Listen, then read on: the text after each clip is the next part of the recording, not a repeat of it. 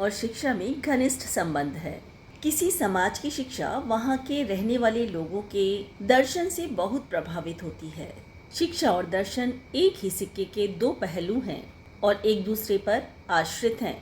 दर्शन ध्येय से संबंधित है, जबकि शिक्षा वह प्रयोगशाला है जिसमें दर्शन के सिद्धांत एवं संभावनाएं परखी जाती हैं। दर्शन वास्तविक ज्ञान है तो शिक्षा इसे एक पीढ़ी से दूसरी पीढ़ी तक पहुंचाने का कार्य करती है। दर्शन मार्ग दिखाता है तो शिक्षा उसके स्वरूप का अनुकरण करती है और दर्शन भी शिक्षा की स्वरूप की ही व्याख्या करता है। दर्शन जीवन के उस वास्तविक लक्ष्य को निर्धारित करता है जिसे शिक्षा को प्राप्त करना है। दार्शनिक विचारधाराएं सदैव शिक्षा के अंगों को प्रभावित करती हैं और आगे भी करती रहेंगी। इस तथ्य में भी कोई दो मत नहीं है कि महान दार्शनिक ही महान शिक्षा शास्त्री हुए हैं।